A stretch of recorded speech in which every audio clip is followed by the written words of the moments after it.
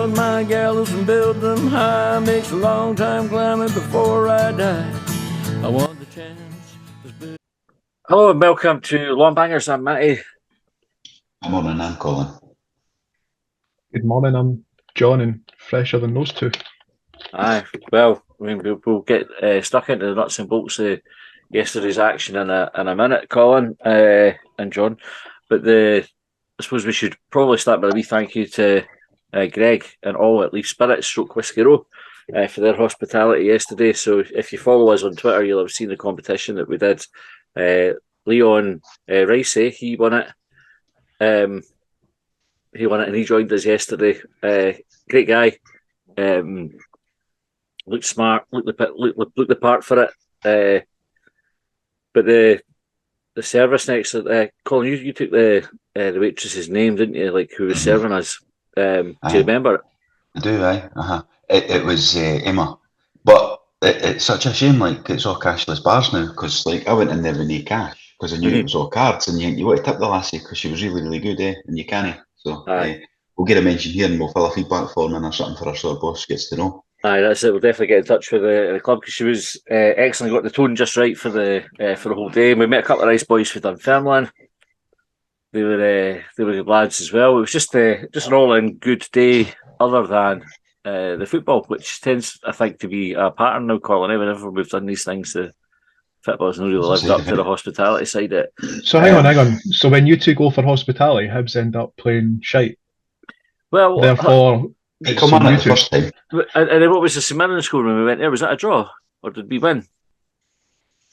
That's what I'm saying. I don't know. I can't remember. Football's the total side of it. They come on it when I remember, because the boy got that red card that we debated for ages, man. Aye, and we missed the goal for having a drink, didn't we? Whereas yesterday, I think the amount of whiskies that we put away.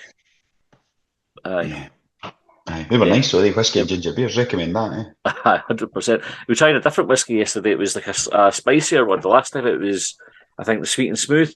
This one, I can't remember the first bit, and I'll give Greg a shout to get the right name for it, but it was something in spice, and you could feel like a wee sort of peppery taste it, but it was delicious. And I think how many had them? 6, 7? Just loads. Mind the lassie was doubling the roundup and everything. Aye. Well, just get used to each. Why not? She came back with one and she said, these are a wee bit stronger than the last ones. And you took a sip, but it was like, oof. It was good. And then we tried a new gin as well, the Leaf gin, when we went back to the Albion bar. That was nice too. I think by the end it had whiskey, rum, gin, and vodka, and a cider and a lager. You had wine on top of that as well, Colin, eh? And Guinness, aye. And Guinness. Well, I didn't have the vodka though, so anyway, right. We'd thoroughly recommend it anyway. The whole thing. We'd recommend the whiskey. We'd recommend the gin, and I would absolutely recommend the hospitality. It is, if it's no cheap, but if you can afford to do it, it's definitely worth doing. It's just a great day, really. I wonder if you could do it without the football involved. Like, you could do just not go out for the game. Would that be maybe they knock 25 quid off the day or something, and it'd be more affordable? Or pay £25 more and not have to watch the football. So you can stay in there. Right, let's go into the game then, because that's probably all the good things that we've got to say about yesterday used up in one go. The football, John, start with you. I reckon, do we want to talk about the game, or do we want to just get stuck into Lee Johnson and the listener questions? Well, we'll quickly run through the game, right? We should cover the game. Aye. I just watched the highlights back, so fucking. Did you? I deliberately watched the highlights because I think you were going to ask me about stuff. Right, starting lineup, John. What were your thoughts when you saw that?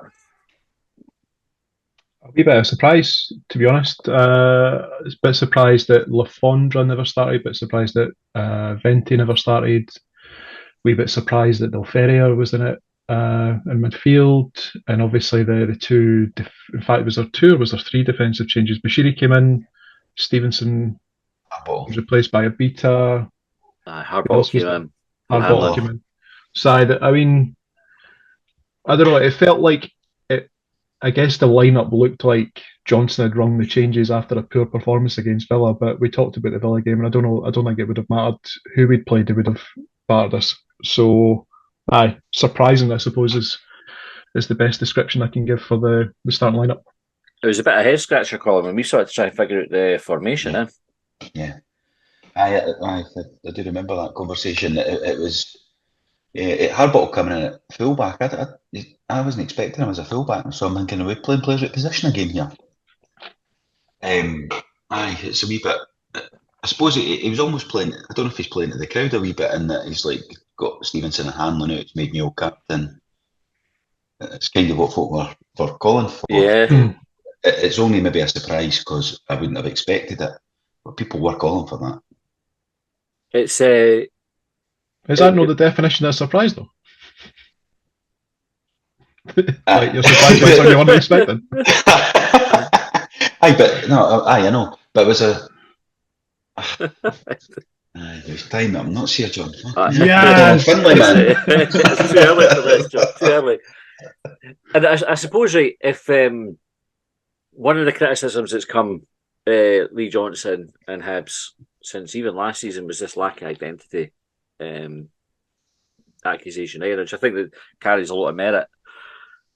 How can you build an identity when you're just fucking putting square pegs in round holes and changing the team so much week to week? Do you think that impacts it, John? Aye, definitely. When you think back to, so we got asked the question a couple of weeks ago by one of the listeners, Budgie, shirt collector, and it was and big screen star as well, and big CU selfie star. He sent in a question and he'd put in a screen grab of a quote from Lee Johnson when he joined the club, and it was all about like the football that he was going to play. And I guess the question on the back of that would be, when you're talking about square pegs and round holes, how do you achieve that when the lineup is changing, when you're not playing players in their strongest positions? Yeah, it just seems like it's not. It doesn't seem possible. It just doesn't. It doesn't seem to make sense to me. I think you can tell because everything slows down. Like we talked about this, like I think in the last couple of episodes, about how one-paced Hibs are, and that's despite having fast players. Right? So you look at the actual pace as in speed when you've got with Boyle and Yuan, but the pace of the team is like ridiculously one-paced. We're never one touch and move the ball on. It's always stop, play to feet, never into space, like all this kind of stuff that just makes us very, very flat and very easy to defend against. But I think we do have some attributes there, and Emery talked about it in the Aston Villa game. He talked about that dangerous ball over the top in terms of the pace of Yuan and Boyle. I think where we are at our weakest from a pace perspective is defensively, and I'd point out yesterday, Livingston's first goal yesterday is a prime example of that. And maybe even actually their second goal as well. Because I think, if we talk about the first goal, Livingston play it out for the back, and I think there was maybe a little bit of confusion between De Ferrier and Boyle as to who was going to be picking up the man. And it was just, I think it was one pass to the halfway line, then it was down our right-hand side at the box goal. It was just so, like it was, we talked about how Aston Villa and their wealth allows them to buy a certain calibre of player, allows them to do certain things. They've got specialist coaches or whatever. Like what happened yesterday with that first goal was very, very simple. It was all the stuff we were led to expect that we were going to get from Lee Johnson, and we are not getting. And the first goal, Colin, was a shocker, really. Like, it's good for Livingston's point of view. It was good play. And you know what, though? They done it again a minute later when Marshall got hurt. Yeah. It was almost the exact same, and they didn't get on the end of that one. But it was just that ball in between the fullback and the centre half. And that could be because of opposite position as well. And he's, not anticipating maybe where he should be. I don't know. I watched Neil McCann break it down on the telly there, and he was saying, like, way up the pitch because Boyle should have showed the ball outside or could have, and then the midfield could have shuffled over.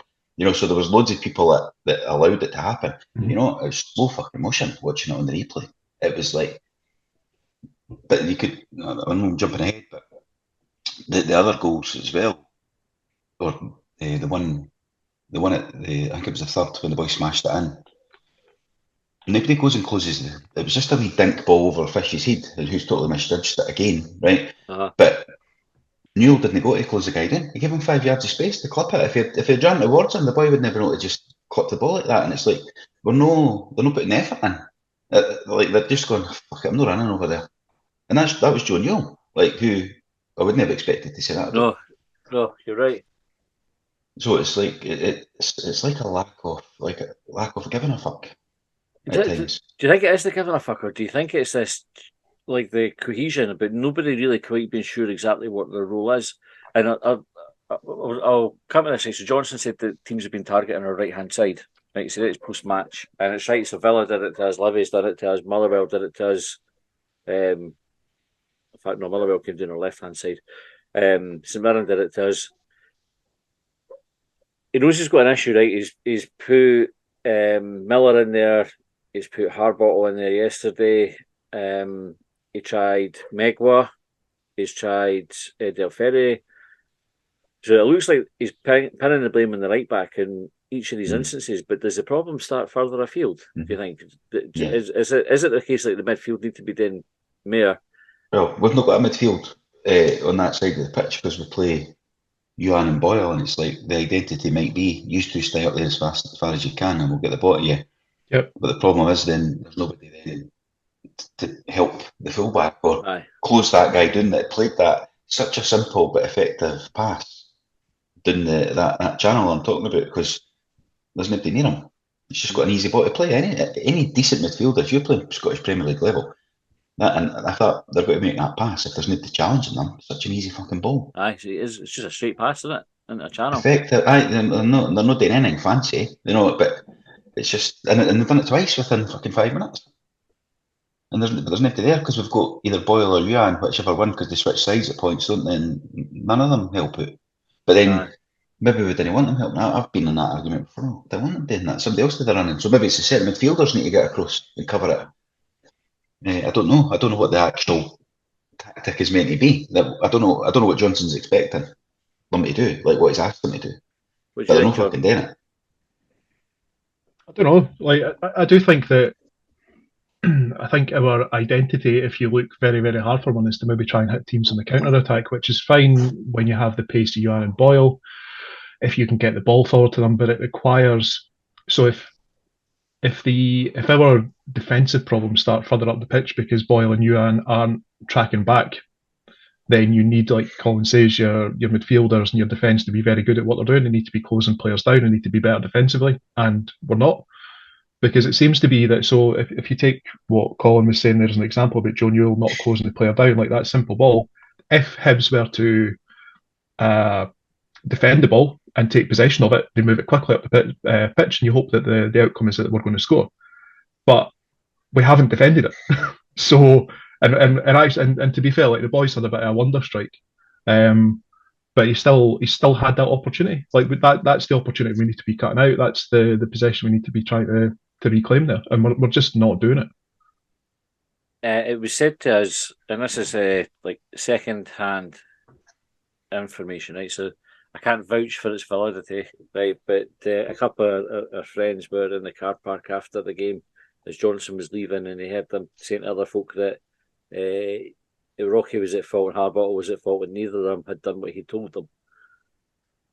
Is a merit in that? So when we see mistakes getting made like that, or when we concede goals as cheaply as we are conceding, where does the blame lie? Like, is it Rocky? Is it Harbottle? Is it the manager?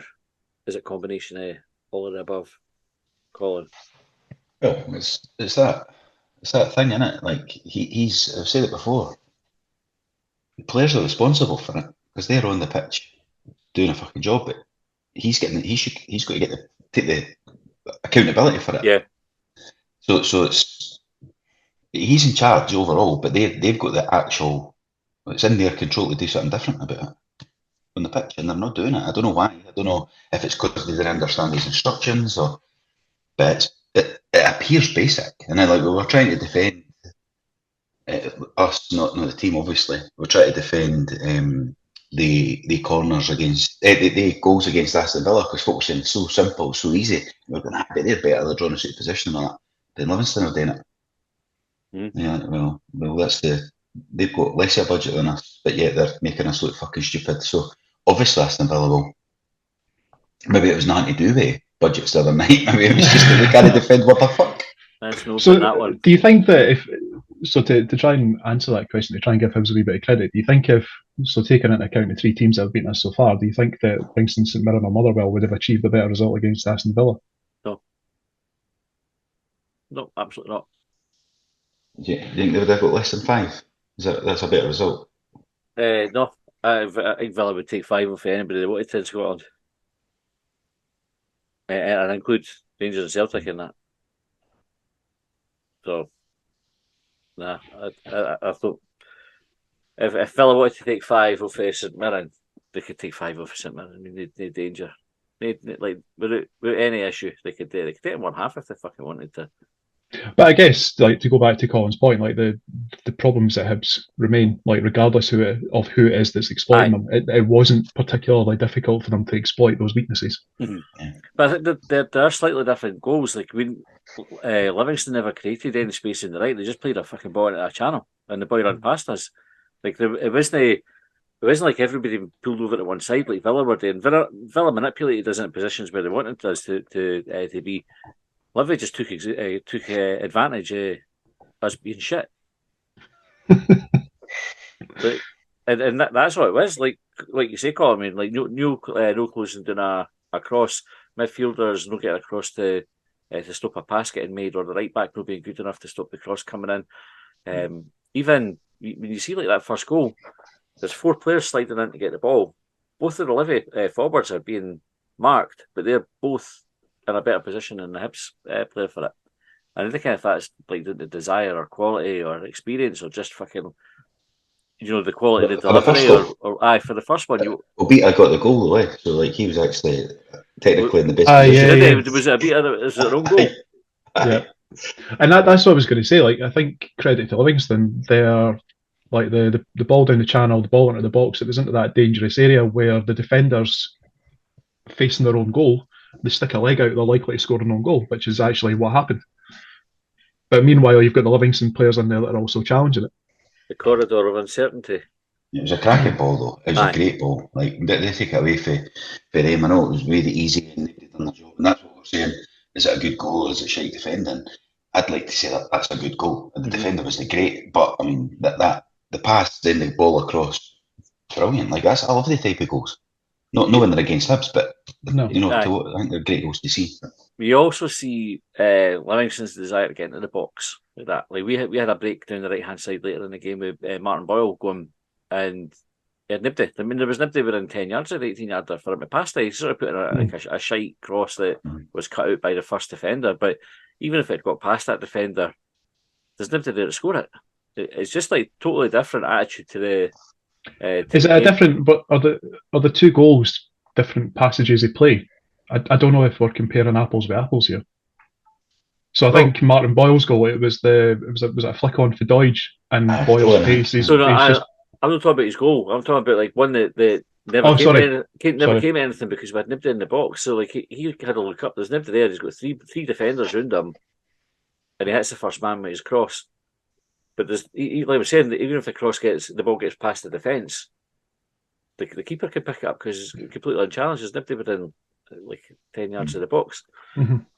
Right, so you're talking about Boyle's goal there. A good goal, John.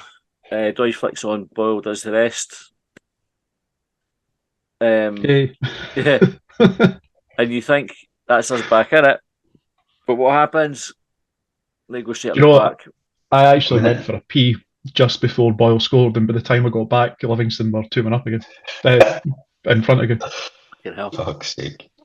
Well, I said at half time we were joking with the boys at the table. So, okay, what happened? We'll score. We'll get back to 1-1, and they'll go up the park and equalise and go back in front again. And then it's like, how many times have we seen that story? The team just are incapable of concentrating for 90 minutes. Or do you think it's because the manager didn't run out and point at his head like that? Well, there was a bit of criticism of Johnson yesterday for his, let's say, his touchline personality, for all the things like he's no remonstrating the arms on the go and he's no barking orders. Sitting down. He was in the dugout a lot yesterday, wasn't he? Why do you think that is then? Why is he doing that? Because there's no like him. They actually mentioned it on Sports Scene. It was Chris Romolo. Sorry, I don't know if I said that right or not. I butchered a bit. Chris. Chris and Neil McCann. And they how do you mispronounce Chris? they said that they mentioned how he's sitting there, and it's almost like he's. I can't remember exactly what they said, but it was like demoralised wasn't the word they used, but they're almost going, "Fucking hell, they're just not doing what I've asked them to do," almost. Which is then what he's obviously we've heard he said to someone outside as well. It could be that, but then he was actually sitting down before. Was he sitting down at 0-0? I don't know if he even started that with that demeanour.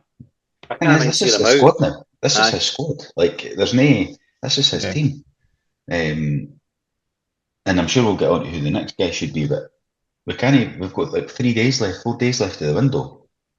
This is the squad. You're coaching it. You're a coach. Coach them. Didn't fucking start coming in going, I need to rip up and change it because it's not happening. Aye, we can't have like we were talking about yesterday. Can't have a season of transition. We're 3 games in. Get a new guy in and tell him that he needs to deliver this season. The reaction for the crowd, John. Quite a lot of Johnson get to fuck songs, especially after the second and third goals went in. Is that the writing on the wall for him then? I think so. I think the three of us had a conversation recently, and I'd said that Johnson would probably still remain in charge because the fans hadn't quite turned against him yet. I hadn't reached a level of toxicity that I'd seen before. And yesterday was probably very similar to when Heckingbottom subbed Scott Allen and the subsequent fallout for that. So, aye.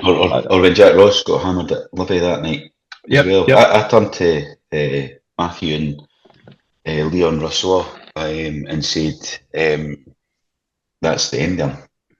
There's no coming back. Like once that happens, it's fucked. Because even if we went on and won yesterday, the next time we get beat, it would all resurface and it's never got to go away. I could imagine you saying that to Leon and Colin with all the coldness and ruthlessness of a serial killer. That's him. Done. Aye. End. Like you've given the order. Finished. Aye. You ever hear Gordon Spartan that talking about saying they do this thing where you just walk up to somebody and they go, leave now. That was kind of what was their own Kensell walked out of the dugout and giving it away. So it was interesting. Like the game finished, obviously loads of boos. Josh Campbell got a goal back, but it never ever looked like we were going to fucking get anything for the game. Interesting. So had we got a third and drawn the game, do you think that would have been enough for Johnson, or do you think folk would already have been like, fuck it, it's gone too far? The tide's turned. Yeah. I think there would have been that. You would have been in that spell where, the polls would be on Hibs.net and that, and the bounce, and it would be 50-50 polls or 60-40s, like all that. Well, the majority want to move. They kind of talks. That's what it would be going on. It would just drag it on. We're into that stage now of, like, you see the posts coming from the Facebook groups, and I don't know about Hibs.net, but Twitter as well, where you see folk going about saying things like, I've never wanted Hibs to get beat, but if it meant getting rid of him, like, that's where we are. There was a lot of that before the game, like sort of Hibsnet, sort of messages that we got on Twitter, and yeah, it's a surefire sign that the time's running out for the manager. And I think we'd spoken about needing to get away for this, making every game a must win. Like when he wins a couple and then making it the next one, right? So it doesn't matter that he's won that one. But I think now to stop that cycle, the only course of action really is for the board to pull the plug. Like I didn't see how Johnson turns it around. I didn't see how folk are going to change, and unless he goes on some fucking miraculous winning run and just wins his next 6 or 7 games, it's just not going to happen, is it? Like you look at that team's not winning 6 or 7 games in a row. I think that's the difficulty. So despite the Streaky Lee nickname, if he was to go and win the next 6 or 7 games, there's going to be a Hearts, a Rangers, a Celtic. It could be anyone, and he's going to lose it, and then we would just find ourselves right back here. Aye, that's it. There would be folk with the sort of like, I've been saying it since day one, like, I've been wanting them out since we got beat after those 3 games at the start of the season. Mm-hmm. Aye, it does. It definitely does feel like it's time up. Right, just before we go into the listener comments and questions, because I saw a reply here for a tweet that I put out yesterday just about Craig Napier, right, who was the referee. Shouldn't be anywhere near the top flight, is what I said. And JPG White said, "Is that not some mitigation for Johnson then?" Does the referee's performance yesterday give Johnson any slack in the grand scheme of things here? I must admit, I switched off quite a bit. I don't mean that I literally switched the game off. There were many times yesterday where I was just that bored. I was just zoned out. Were you in our midfield? Right back. Right back. But like Doidge when he got penalised for diving, I thought Napier got that right. I kind of like of the times where I've switched on the game, I don't remember Napier getting anything particularly badly wrong. But he does come to Easter Road with a personality about him that he's just shit. What do you think, Colin? He's got a demeanour about him that puts folk off. But actually, I don't know if he got anything wrong yesterday. Like, it's one of the ones like where he's niggling everybody and everybody's annoyed with him because he's sort of arrogant sort of way he walks about and marches about. But did he get anything wrong? Like, really? Because we all shouted handball, but see when you see it back. I haven't seen it. By side and that. I haven't seen it in the back, and I know Livingston had a big shout for a penalty as well. And this is what I was saying. I'm not saying he was shite against Hibs. I just think he's a shite referee, and he spoils the game. There was spells yesterday where I thought he was in danger of totally losing control. I saw a comment on Hibs, somebody saying that it got close to the Alan Freeland game, that famous one back against Falkirk. I don't know if it was that bad. Like, I do think it's funny that I did read a comment on it. It was Stoll Goodman to give him a mention on Hibs. Next says he manages. Somebody says what age is he, and he says he managed to look 18 and 60 at the same time. That was quite funny. But I think, like, obviously he had the Jago red card last season, and he had one the season before Easter where he should have sent a player off and didn't he? And I think it just he's just got a demeanour about him that just puts a bad referee. Yeah. Right, let's get into the listener questions. Right, and we're going to talk about Lee Johnson and working on the assumption that his time is up. Right, when we do extra time, which is a subscriber episode, we're going to talk about who's the potential next manager. Right, so we're going to work on the assumption that Johnson won't make it to the Aston Villa game, and then we'll start the process of getting a new guy in. So we'll have a conversation about that. If you have any ideas, you can tweet us. It'll go out on Wednesday, but we'll record it this morning, which is Sunday. And if you want to listen to it, you just visit our Twitter profile, click on the link to Hubwave, and you can subscribe from £2 a month, which is fucking nothing really. Right. So Craig Montgomery, I've got first question here. Do you think we should get Robbie Neilson, as he is the best Scottish manager since Fergie could win us the title in 2025? It's a half goal from me. Is that us moving on? It's an executive decision. It's a joke to me that Craig's not being serious with that one, so I think we can skip past it. He's obviously quoting the Hearts fans that had predicted that future for Robbie Neilson just about a month or two before they sacked him, before they started flying planes over the stadium again. Wee Joe Baker said, "How do we stop the revolving door of Hibs managers?" I don't know. Win games? Hire a good one. But then, is it about hiring bad managers, or is it a deeper rooted thing? Actually, I say win games, but obviously, like we did finish third in that one season, and we're still 2 months later we're wanting somebody out when they lost a couple of games. It is winning games, eh? But the problem you have is if you win games, then the manager gets a better job or bigger job, whatever you want to call it. So then you run the revolving door that way. Unless you give them an incentive to stay, whether that's like backing like money in their pocket or backing them financially in the transfer market to help them achieve their ambitions for the club. And I don't know whether we're able to do that because, as we've discussed last week, there is greater money available elsewhere. Which is, if it impacts us from a playing personnel point of view, it's going to impact us from a coaching personnel point of view. Okay, Jason Hewitt said, "Is there less support for Johnson than there was for Ross and Maloney when they were sacked?" I'd say there was, going by my Hibs pals chat. Jason Hewitt interviewed me for a job. Jason, hello, Jason. Did you get that job? Well, good. I could go back and edit out the question if we did. Like we could just pretend we hadn't seen it. Is there less support? I don't know. I don't know because like who was the managers? They said Maloney and what was Maloney it? and Ross. Ross. I think Ross was split right down the middle. So there's definitely less support for Johnson than there was for Ross because even I think with Johnson the pro Johnson voices are few and far between. What are you looking at me for? How'd you kind of look at you? You kind of order my screens in. But they are like that's my observation is, and what you tend to find is that the argument for keeping them isn't that we're particularly good. It's that we need to persevere and give them enough time to turn it around. And also, like that. We also said you're bang on. Like that is why that is the reason to keep them is it gives us a bit of stability. But does it?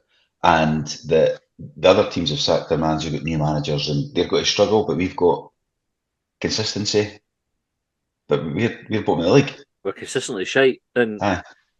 I think we've always made the point. I'm quite happy to sort of change opinions as evidence grows, and I think it just gets harder and harder to make a case for him as runs go on.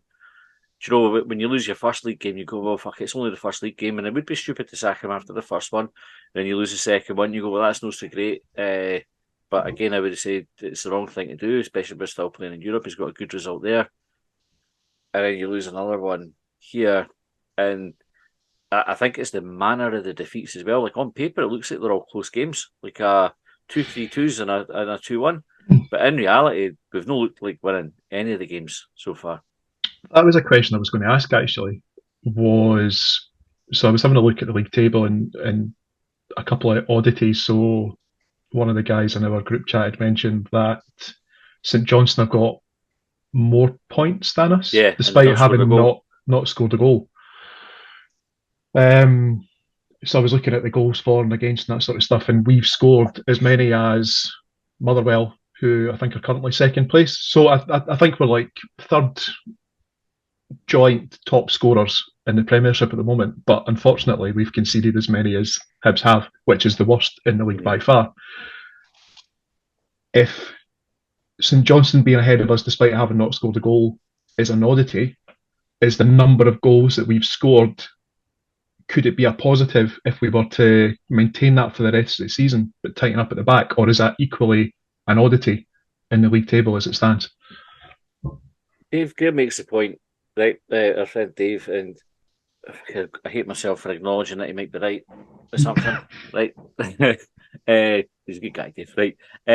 He's like the expense of trying to play as expansively as Johnson's trying to play as your defence is fucking exposed all the time, and that's what we're seeing now. Is like if you're keeping your wide players as high up the pitch, they're not coming back to support the defence, and teams are cutting us up.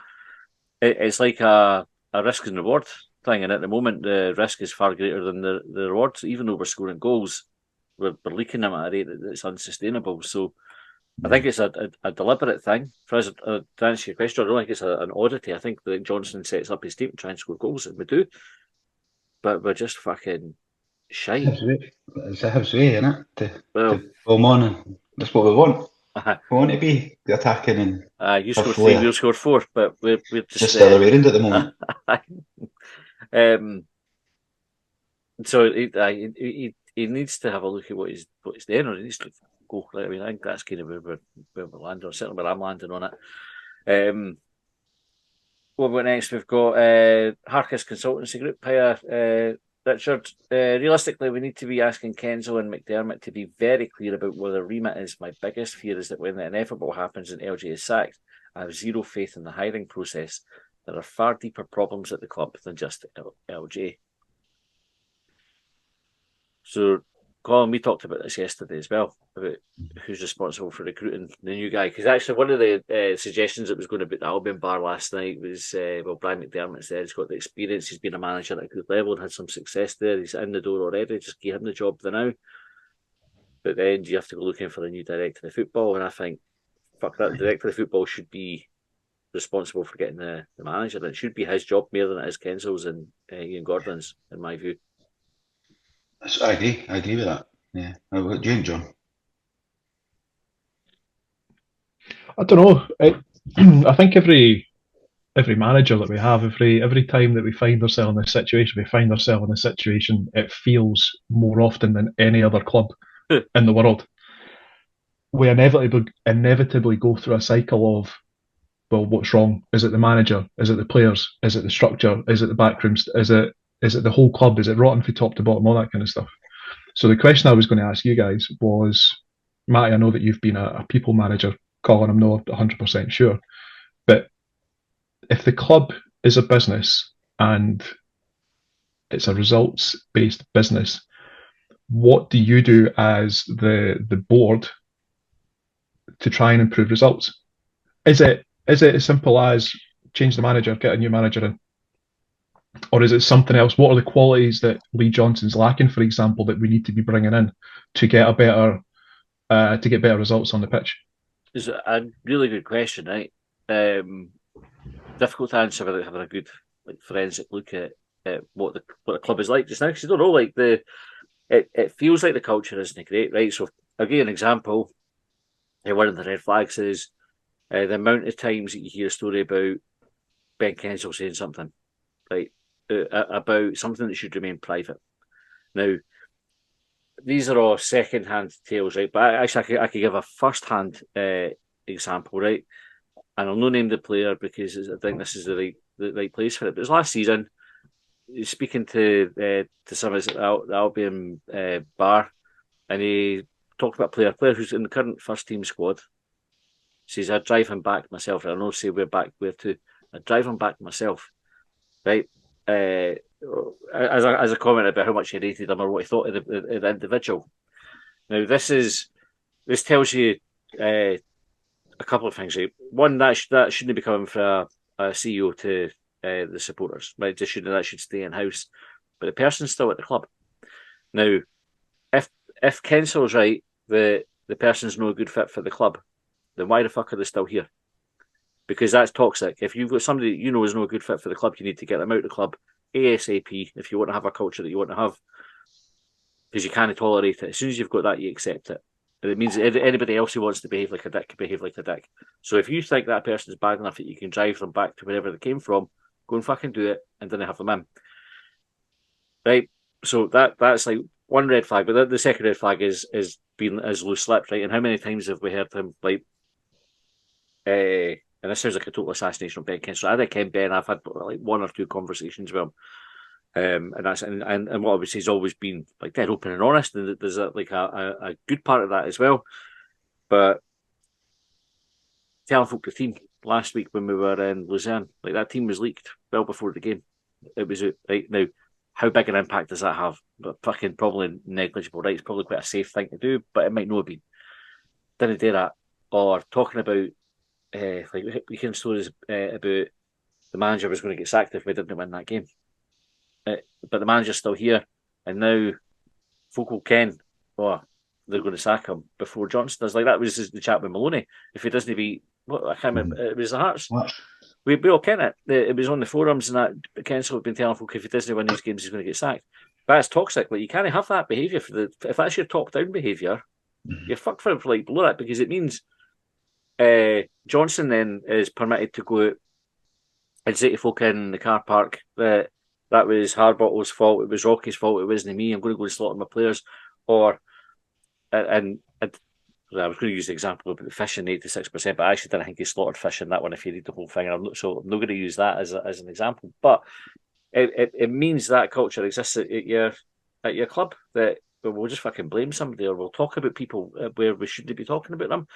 If you're a player or a member of staff in that environment, you didn't feel safe, you didn't feel trusted, and that's toxic as well for your business. So that's just like for observations of one behaviour that you can see.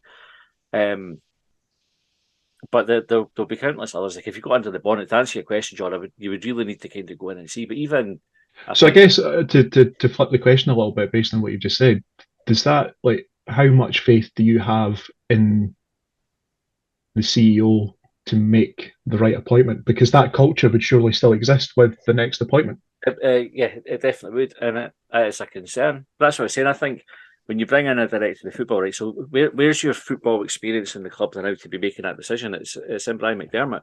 He's probably the single most important figure in the club at this moment in time.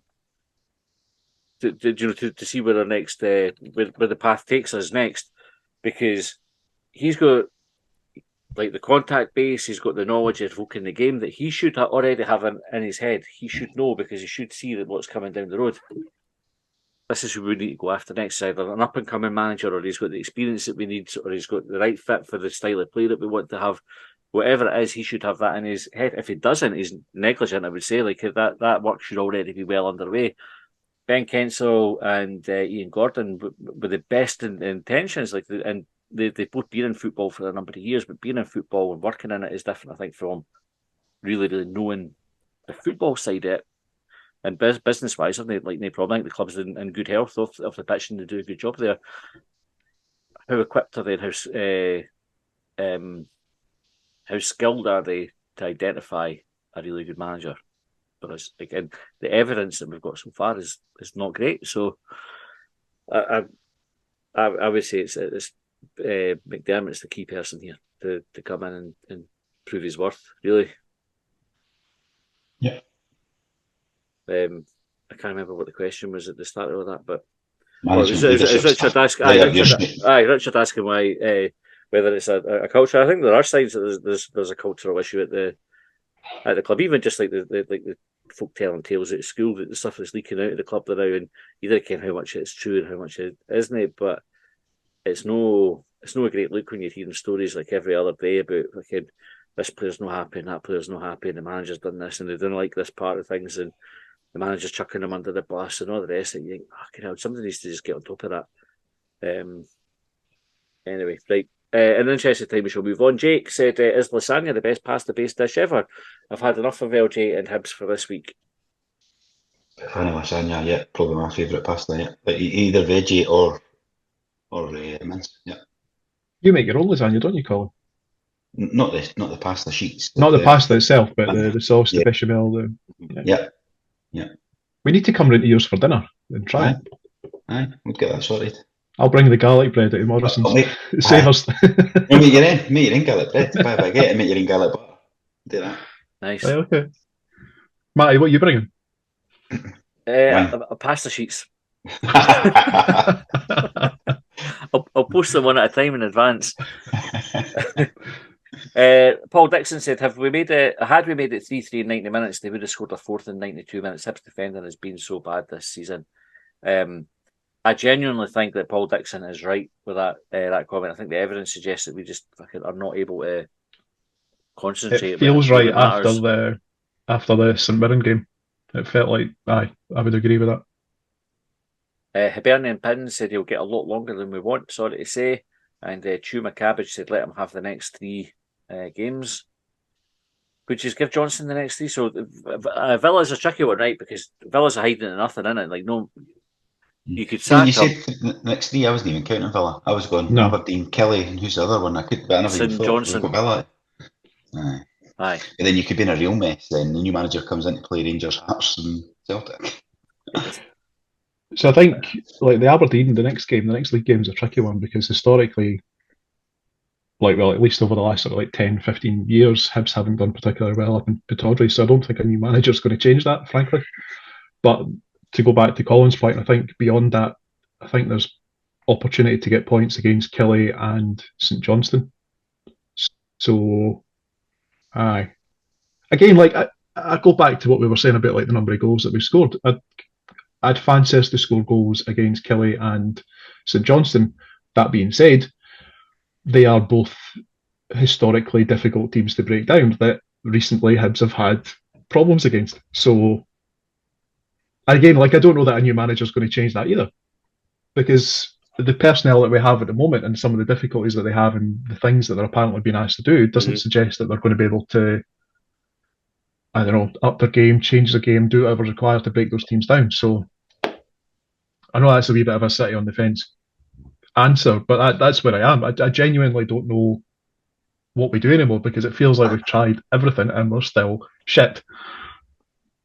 I would. I wouldn't give him. I wouldn't give him another game. The Villa one is a tricky one because that's got the potential to be a fucking horrific night for us. Like you saw 5-0 at Easter Road, and I don't think I'm exaggerating to say if we are at our best at Villa Park, you could be looking at fucking like a double figure aggregate score at least, but fucking above 5 on the night. So it's a sore one.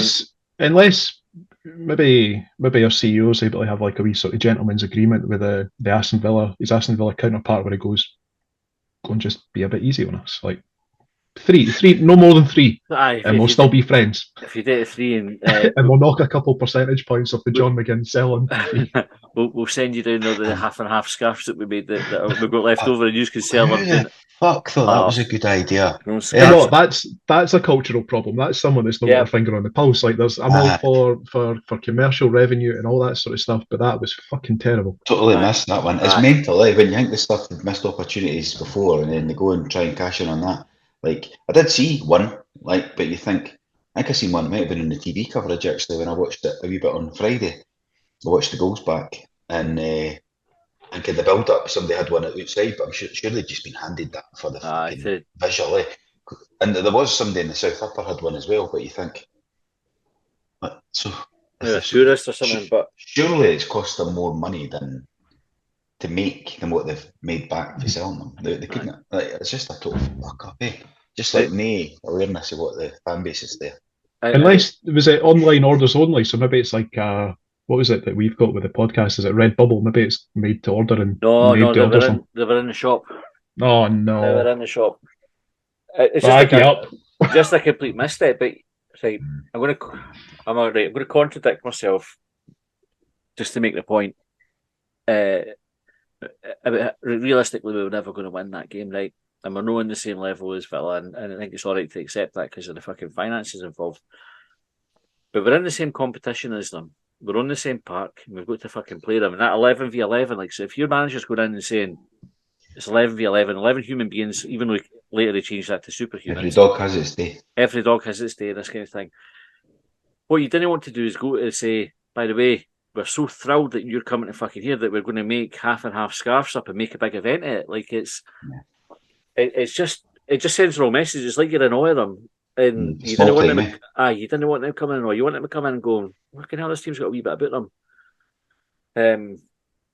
I think we should have been spiking their Fanta and their pies with like broken glass and stuff, just to really send a message. Aye, all that sort of stuff. Just having shite all over the away dressing room. Exactly. Water on the floor and that. Aye. You call that stuff. Right, Mike said that ref. That ref was absolutely shite. Inept clown. I've never been so fucking angry watching that game today. The whole match experience was utter shite. I'll let the seagull reply for me, and it's the seagull giving it the fucking boo, which is possibly the best meme on the internet, I think. We've talked about the ref. Paul McQueen said, the longer this charade goes on, the more blame lies at the door of those in charge at Easter Road. He has to go now, and we must bring in a manager with previous success in Scottish football. So we'll talk about criteria and the next manager in extra time, Paul, but that's a good point. Lex Loafer said, after all our transfers, we still seem so short. I'd be busting a gut to get a guy who can play both fullback positions, get O'Hara from St Mirren, and swap Doidge for Newbley. If we're going to play this way, we may as well have a big guy who is up to it. The Newbley one's interesting, right? So there was a wee bit of chat about Hibs maybe being interested in Newbley, and he had a decent game yesterday. Like, he just fucking causes a bit of hassle, but there's Doidge. On Doidge, though, and again, you talk about warning signs. Doidge started yesterday. He wasn't in the plans at all last season. Like Johnson couldn't get shot at him quick enough. Well, it's already mind. He only stayed because he had the girlfriend and all that. I mean, that was the reason he didn't go. He couldn't have been clearer that he wasn't in his plans. Yesterday, he started ahead of Vente, so you could understand Vente maybe being rested for Thursday, but also Lefondre, who hadn't played against Villa. Mm-hmm. I know, I said that at the time, yes, it's a weird one. And he's not even looked that bad. He scored a goal. It's not like you're saying, he just needs a goal and he's got to come. We're not in that fucking situation, man. He scored and he done all right. Why is he on the bench? He never played that night. Aye. Like, why? But It's just in the pecking order. It's just weird how that striker that wasn't good enough last season is all of a sudden starting ahead of the new guys that we've brought in, who you would presume. I think it's fair to presume that they're coming in to be better, like to be first picks and to replace guys that are wanted. But and that's no harm to Christian Doidge as well. By the way, I love big Doidge. I'm quite happy to see him making a go at it. I also feel like so far, he said, I've usually calmed down by now after the defeat, but watching LJ's interviews has kept my blood boiling. Saying teams target us at right back area, well, maybe if we played full-backs, it wouldn't happen so much. Play defenders at the back and stop leaving us so exposed. Daz Hibernian had a nice wee gif of Drogba shouting, it's a fucking disgrace. John Cornwall said, why does he keep playing players out of position? He must have known Livy would set up like that today. And Steve McFarlane said, hashtag Johnson out, dreadful performance, but what do you expect when the manager either sits on the bench or stands with his hands in his pockets? No passion, no encouragement, no instruction. The only passion he showed was at 1-1 where he had to go back at the fans. Time to go, LJ. I tell you what, that's one that bites you on the arse, isn't it? When you get back to 1-1 and you're getting at the fucking shush or whatever. And you never know, did you? I don't know. I never saw it, but I've seen a few people reference it. I saw him celebrating it like that on the TV. But I mean, that's like what celebrating is. It was boiling on about the fans when he celebrated. Like, quite angry when he scored, didn't he? I don't know. I just go on second-hand accounts, Colin. But it is a dull one if you're doing that, and as you're doing it, fucking the opposition go back up the park and score, isn't it? Like, I know. But it's quite funny though that he's not shouting enough. It's coming back in as a criticism. It's like how many times we can speak about it, but like they're just shouting fucking nonsense, aren't they? Nonsense. Second ball. Winners. Martindale done that one. The point in the heat one is because they got their third just. That's why I was mentioning it earlier. It's like the folk like all that shit. Mm-hmm. It worked though, eh? Like he did it and they never screamed. Well, we did get another goal though. So but did they do it before that goal or did they do it after it? It was at 3-1. Was it? It was still like the adrenaline of the celebration and then the pointing to the heat thing come out. So it didn't really work. It did work because they won, but it didn't work because they let a goal in. So I don't know if it worked or no, but folk love it. Hey, Martindale Everton points to his nose. He's demanding his players. Is he? He's just pointing his fucking fingers at you see that. McAllister was a bit more vocal yesterday than Johnson was anyway. Right, that's us. We're out of time for Longbangers. Thanks very much for sending in your questions, your comments. Keep them coming. Like I said, we're just going to now go and discuss who the next guy might be, what criteria they need to hit, etc. In our opinion, right, which are three slavers who know fuck all, as was described on Facebook. We really should have said that at the start because like folk might not make it to this. No, anymore. I know I'd have given up by now. Just call the episode that. Three slavers. By the way, that's a decent shout. And people will have to listen to find out which three slavers. Like, is it us? Is it folk at the club? Who can say? I'm going to call it that now, John. That's clickbait. That's what we need to get. Anyway, so if you want to listen to that conversation, it'll be about half an hour. It'll be fairly in depth, which is what we're trying to do with extra time. All our old extra times are on there as well. So if you do subscribe, you'll have a load of back catalogue content to get through as well. In the meantime, thanks for listening, and we'll see you next time.